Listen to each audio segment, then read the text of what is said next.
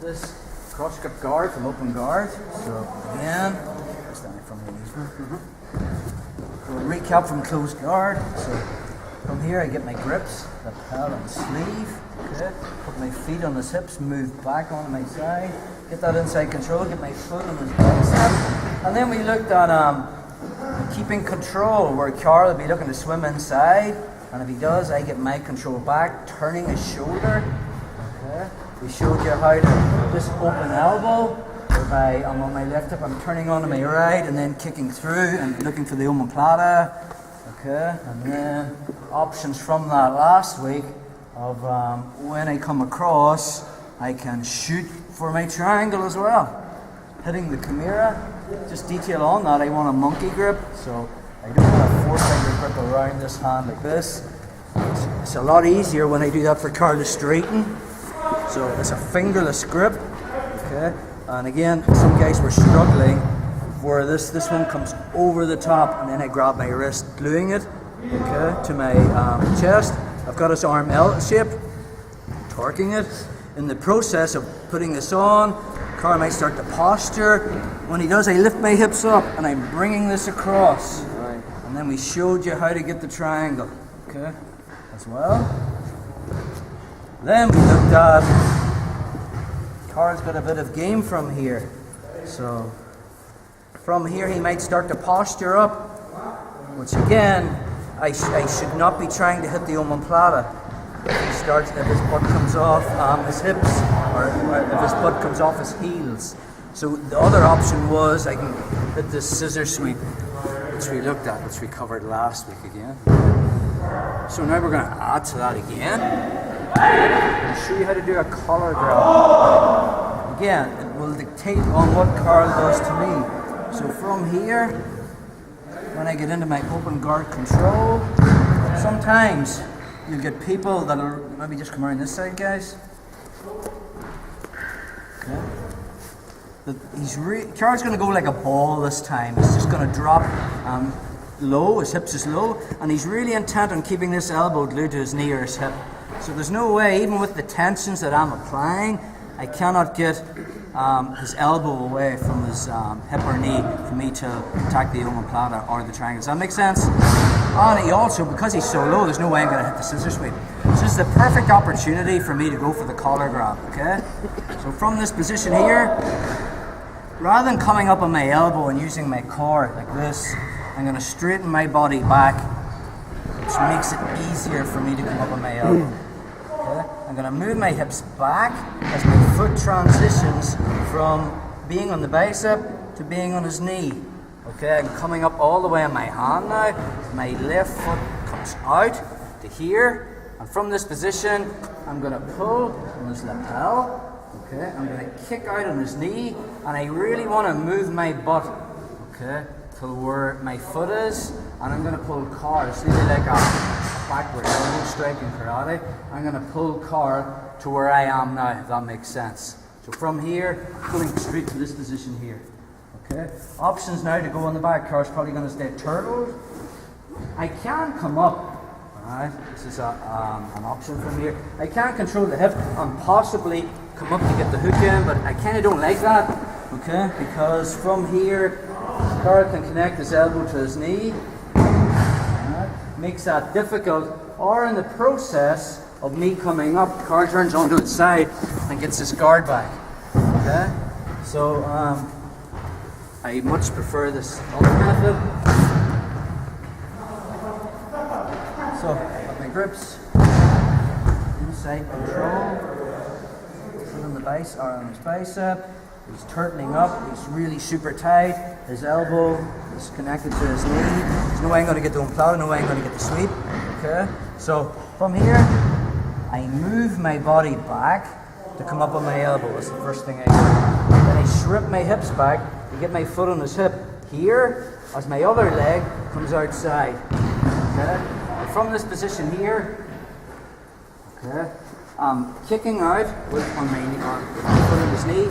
I'm pulling on his bicep here, okay, and I'm scooting my butt out to where my foot is as I'm pulling hard, okay, into the space that I was in. Already my first hook is in, okay. So my left hand is going to just stay turtle over. If car's flat, go flat where you were. If he's flat there, I just have my hook in. But again, he'll probably stay on his knees. My left hand is controlling his hip. I plant my left foot on the mat and I just shrimp away in that circle movement that we did in the warm-up. And I'm on his back. Okay. From here, I'm going to open up his lapel. The right hand's coming inside. Okay. The left hand's grabbing the far lapel. From here, I take the slack out of the gi as I drag my shoulder, as my elbow back, and my right shoulder's pushing into the back of his neck to get my double lapel shoulder. So if you have no back game, that's the move you're going to do. If you have a little back game, I'm going to show you something else that you can do as well from there. So again, from my open guard control, playing the game, he's connected his elbow to his hip. No chance of getting the omoplata. From here, I move my body back, I'm coming up on my elbow, I hip escape out, behind his knee, my foot, okay, taking my leg out, as I kick his leg, pull my space, fill that space, coming to his hip, okay, controlling it with my left hand, plant my left foot on the mat, hip escape up, get back, I'm on his back, okay, just down my mark. So, again, in the transition, I'm looking to get the grip on the gi to look for that choke, but in reality, before I get inside control on Carl, he's already got his hands in that position. Does that make sense? So, this is the side I want to be on, my strong side, the choking side. So we're going to show you how to actually tie up. So Carl's got a few weapons here. He's got two arms and a tucked chin. I've only got two hands. So from this position, I'm hand fighting. So my hands grab his wrists. I'm staying ear to ear. I'm going to shove, okay, his left hand down, the one I have the underhook on, and cover it with my hook. From this position here, Carl has one hand, which I've got inside control. He hasn't gripped my wrist, or pummel inside, bro, and get the grip. He's not doing this, right? I've got the control. So the only thing he has now is a tucked chin. So this hand comes out because now my leg's doing the same job. I grab his forehead, I pull it up, and now it's a race to see who can get their hand in first. Who will? Who's got the inside track? Me. Okay. From this position, I can go for that same choke again. Yeah. Or I can hit my rear naked. Time.